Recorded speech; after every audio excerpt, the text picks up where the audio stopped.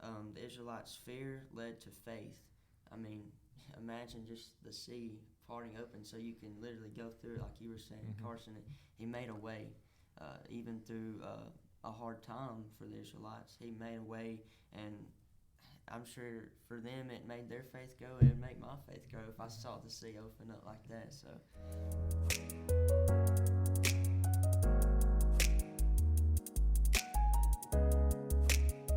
Hi guys, I'm Eli. I'm Keaton. And this is the 412 Christian Podcast. Today we have a special guest, Carson May, and he's going to tell you all a little bit about himself. Oh, what's up, guys? My name's Carson May. I'm a member at the Petersville Church of Christ. I attend the University of North Alabama, and I'm a junior, major in engineering and work at TVA, and super excited to be here. Cool. Well, we're glad to have you. Thank you for coming.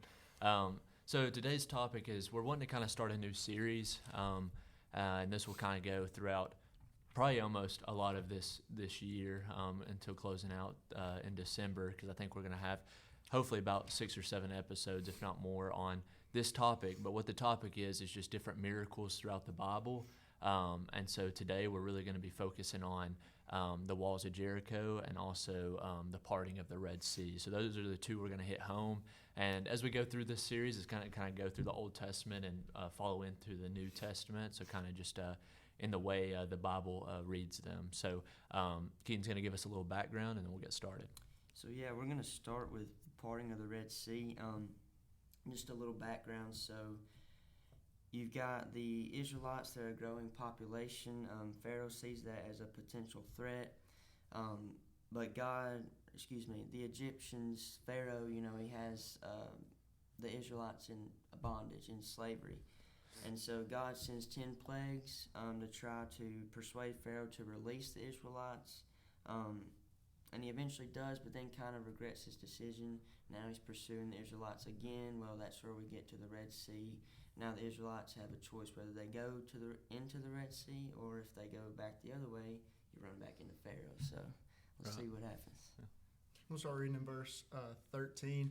And Moses said to the people, "Do not be afraid. Stand still and see the salvation of the Lord, which he will accomplish for you today.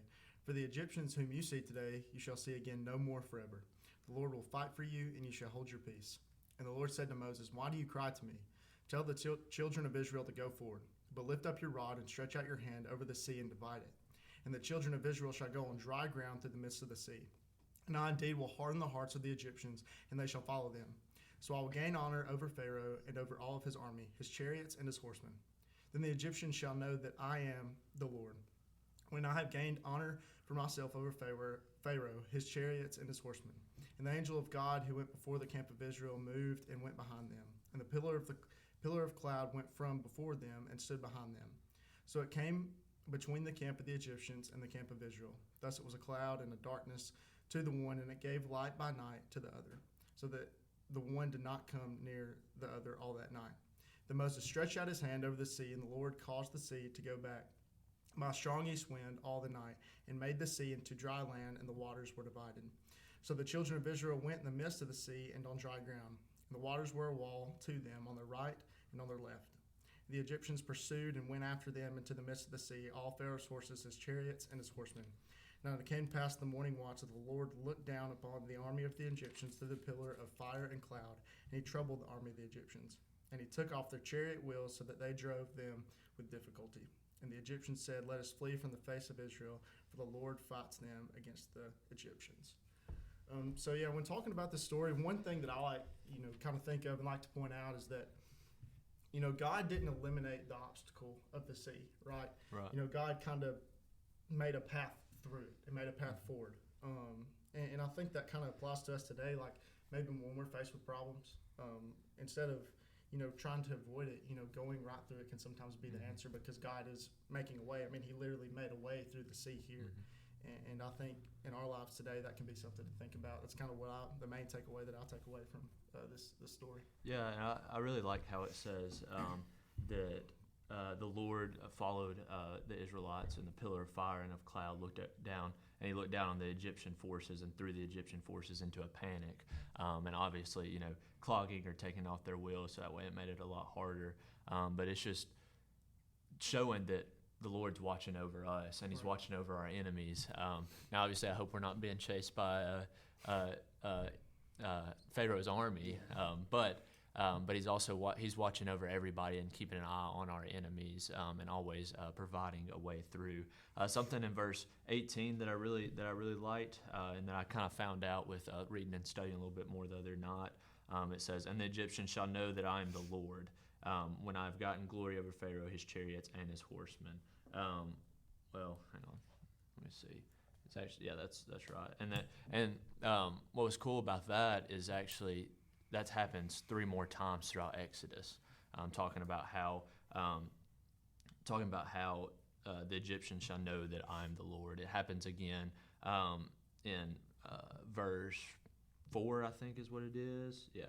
"And I'll harden Pharaoh's heart, and he will pursue them, and I will get glory over Pharaoh and all his lost, and the Egyptians shall know that I am Lord." And then it happens one more time in, I think it's Exodus 7 and verse 5. So if you go back to that, it says, let's see, sorry. "The Egyptians shall know that I am the Lord when I stretch out my hand against Egypt and bring out the people of Israel from among them." So I just thought that was must be a very big deal that he really wanted to show the Egyptians that he was Lord. And that just showed how much Pharaoh and and his army, how much they didn't want to be around God, didn't want to follow him.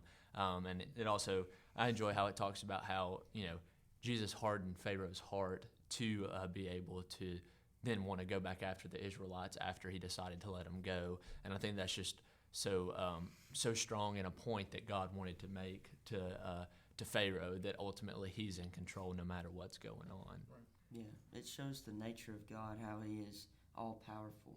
Mm-hmm. God saw Pharaoh's plan throughout it all. He knew what was to come.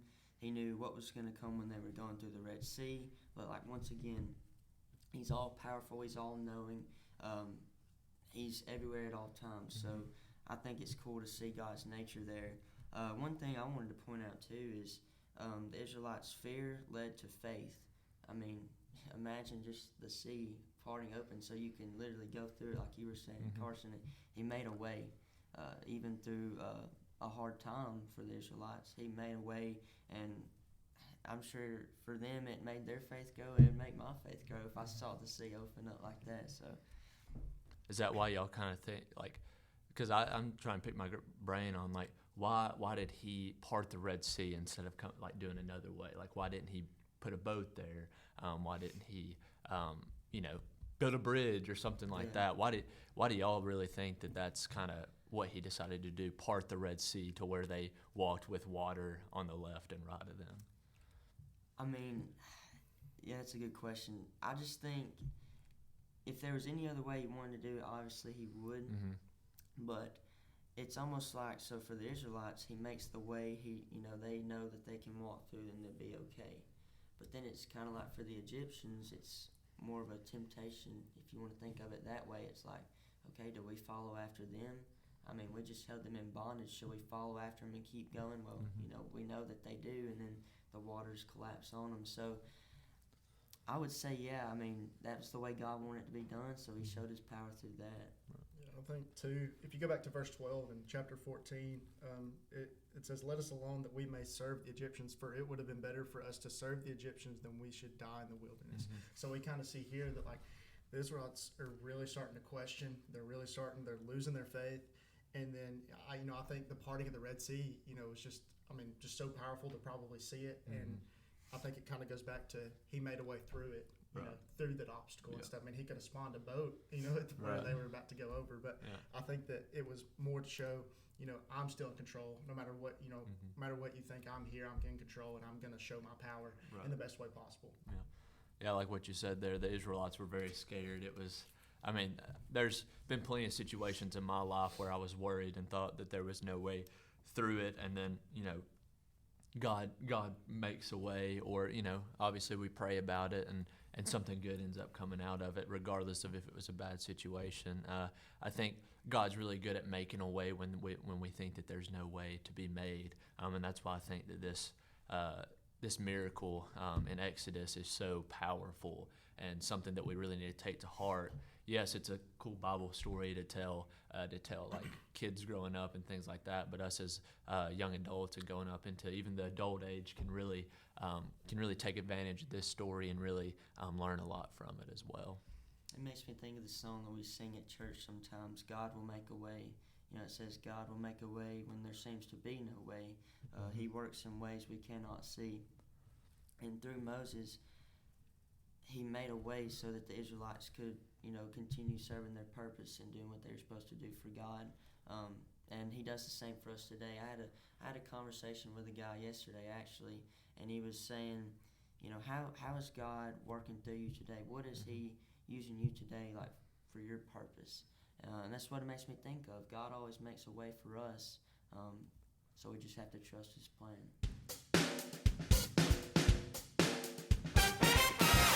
Welcome back to the Break Room. A little snack, A lot of faith, and plenty of laughs along the way. So the question for today's Break Room is, if you could have any impossible shortcut in life, like maybe instantly skipping traffic, or maybe skipping chores or lines at a food place or anything like that, what would that be? I don't know. For me, it'd probably have to be skipping drive-through lines. A lot of times you see these drive-through lines are, out in the road, and I'm hungry. I got a place to be, so I think if I could skip the drive-through line, that'd probably be mine. For me, it's skipping traffic for sure. I'm going to Northwest Shoals now, so it's about a 35-minute drive for me. And from about my house to Florence, it's good. And then when I get into Muscle Shoals, it's like insane amount of traffic, and I'm not used to it. So skipping traffic would be mine. I would really like to, because I think this would be a big shortcut, have trains around the Florence and Muscle Shoals area. Because when I was in Europe, we had all they ride is trains, and you had to pay a little bit, but you can take a little nap or like catch up on sleep if you didn't go to bed or whatever. And I just think that'd be neat, take a train right there and walk 2 minutes to your office or anything like that. So I think I would go right along with the traffic and not having to wait in lines for food. But I would add that I think trains would be a cool way to do that. So. And the whole shortcut thing is kind of like how throwing it back to the Red Sea. That's they got a shortcut. Wouldn't that shortcut be nice every now and again? To you didn't have to ride a boat to cross the sea to get overseas somewhere. You could just walk or ride a chariot or something like that across that. So I think that would be a good shortcut as well. Yeah. But anyway, we're gonna kind of change gears and go into Joshua. It's going to be Joshua 6.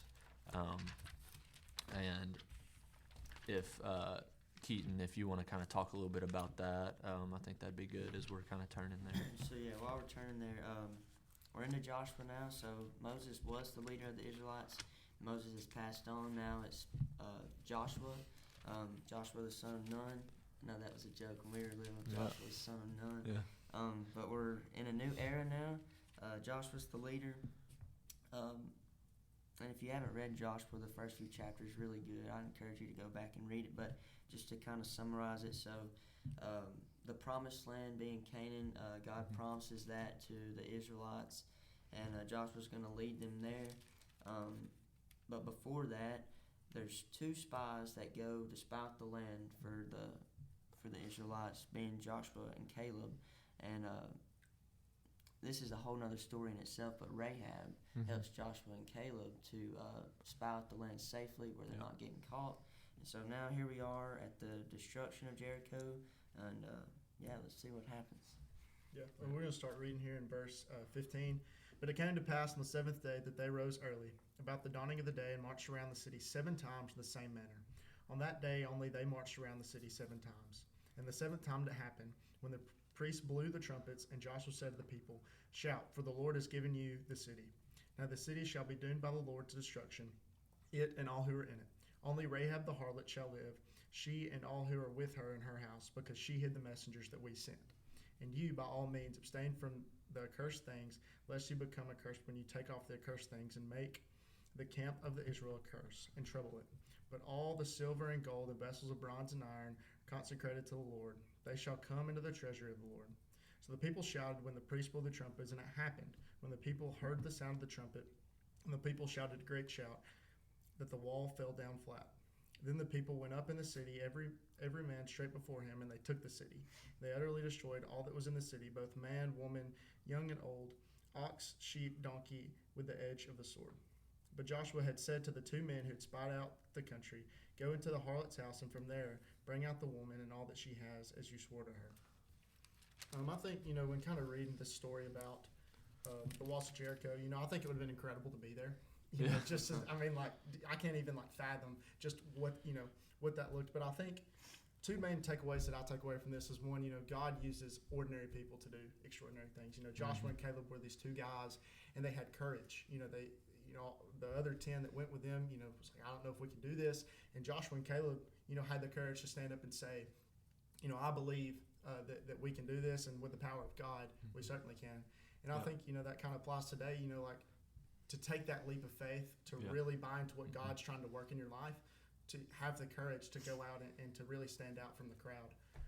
And I think that's something very important that we need to take from Joshua and Caleb. 100%. I kind of want to build off of the taking ordinary people thing. I 100% agree with what you said, but I'd even go as far as, talking about Rahab. Some people feel like that they're not deserving to, serve the Lord, or I've done so much bad in my past that, why would God want me to serve him, or anything like that. And obviously, God wants everybody to serve him, but everybody has that choice. So I think it's also a good thing to point out that, he used Rahab, a harlot or prostitute, however you want to go about that, and used her for good. And obviously she ended up surviving. And now, I don't know this for sure, but I'd like to say, after she getting out alive and all this, I bet her eyes were open to Jesus 100% and God, because if I was living in the wrong, people in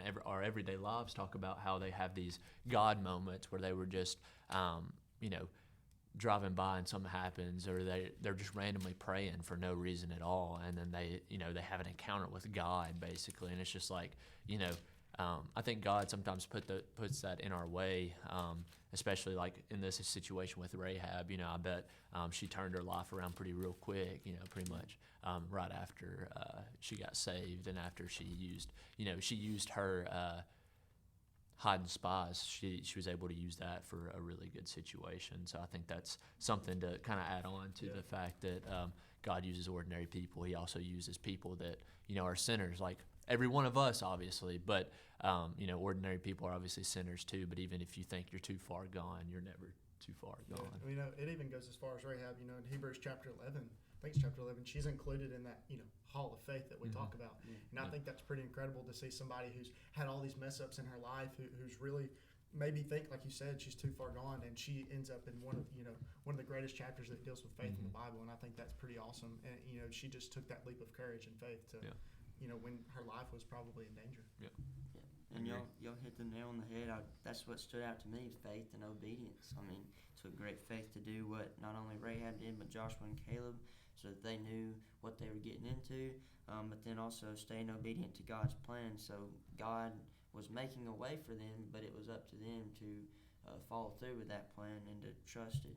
So, why do y'all think that God made them march around the city of Jericho, or the walls of Jericho, every day, and then 7 times on the 7th day, and blow trumpets, and then on the day that it fell on the 7th day, they yelled and it fell down, and they carried the Ark of the Covenant around it, and they had people in front and behind? Why do y'all think that God wanted them to do all those things? Well, this might be a weird way to look at it, but if they wouldn't have done even the small, even one of the things that he said to do, it wouldn't have happened. You know. And I think that's an important way to look at it.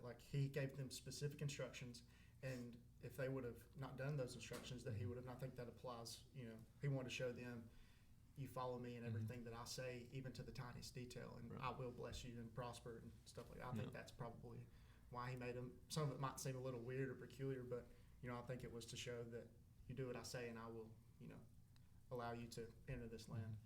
I think you see in other examples in the Bible, like maybe in First Kings, Second Kings, the kings of the Israel and Judah of that time, those people, when they didn't follow what God said, they were unfaithful. Yeah. There was a punishment. A lot of times it talks about how they were not faithful unto God, like, just different examples that we can look at. But yeah, kind of like what you were saying, how if you're not following God's plan to what it says, then what's the point?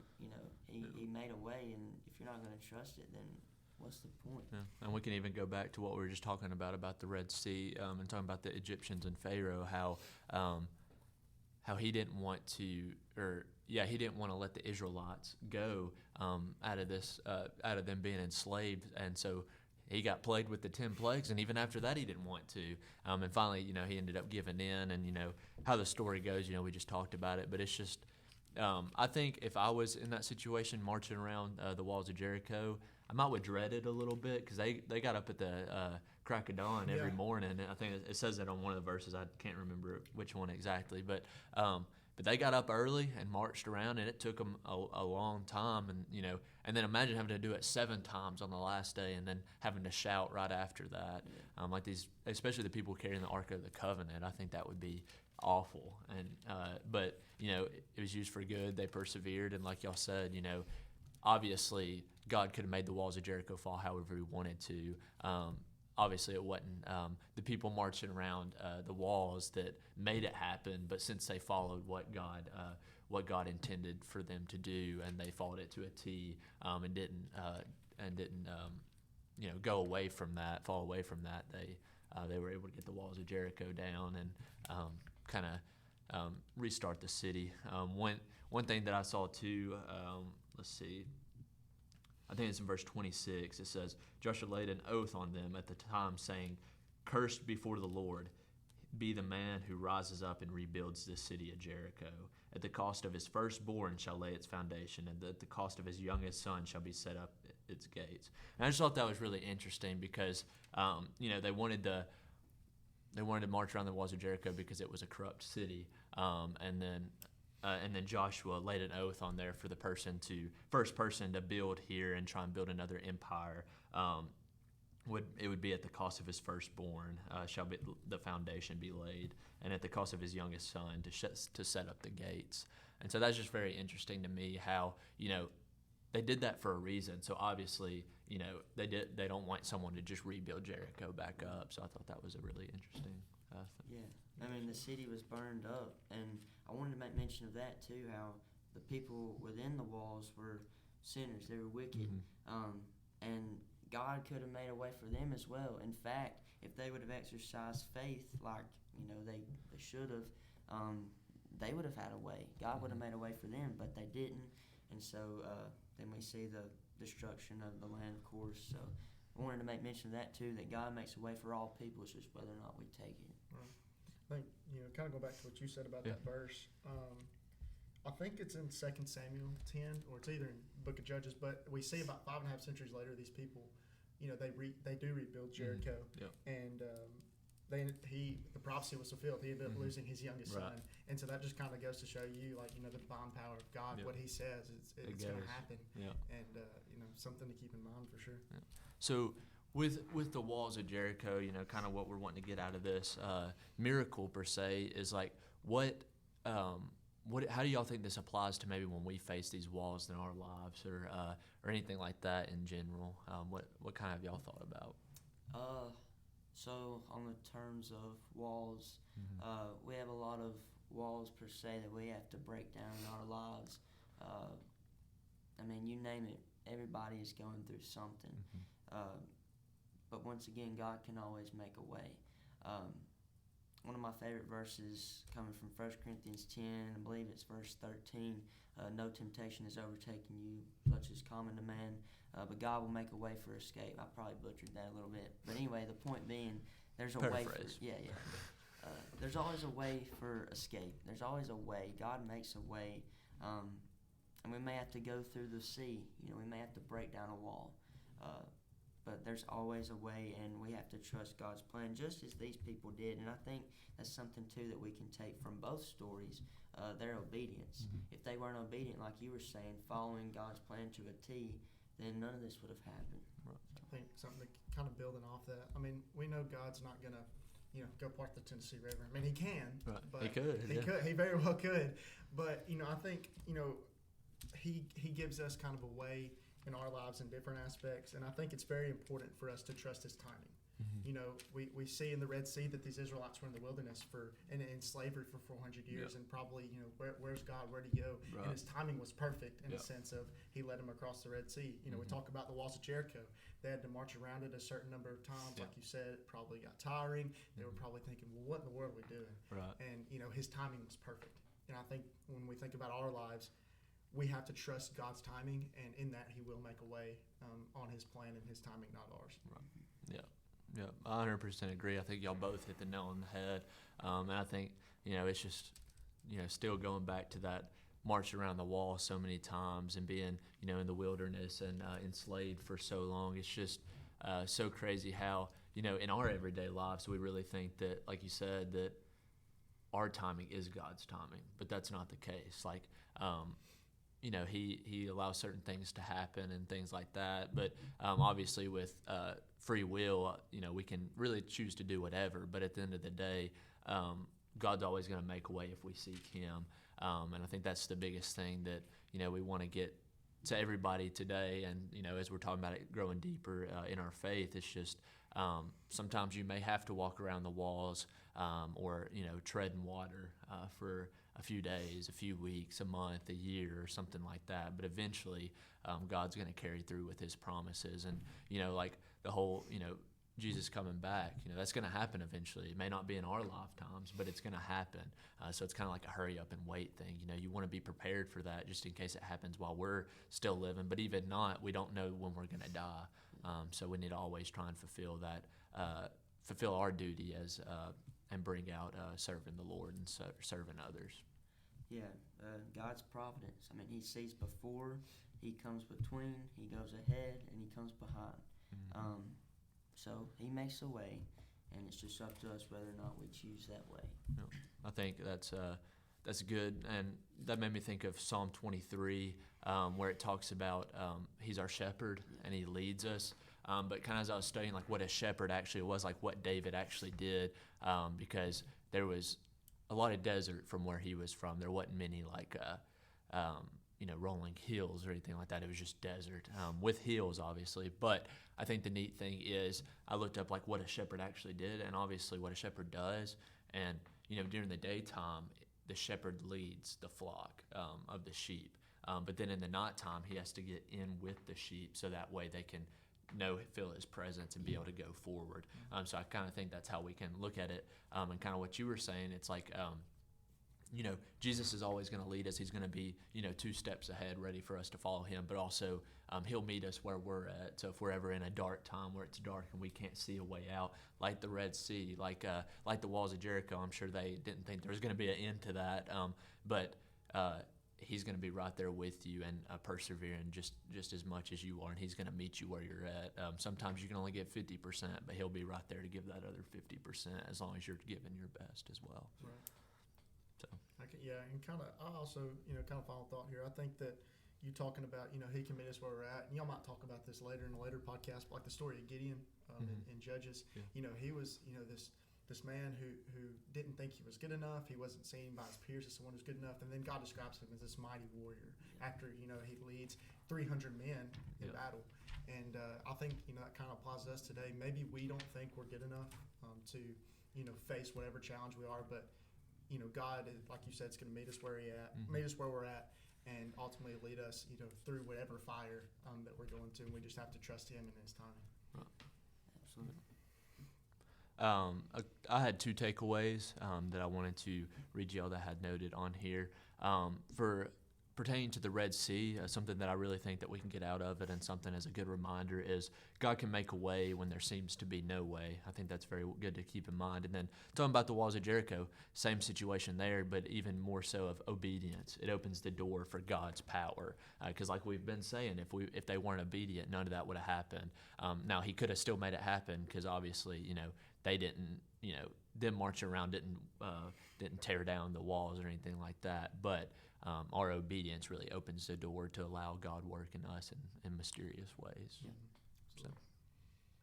So that's all I got for y'all today.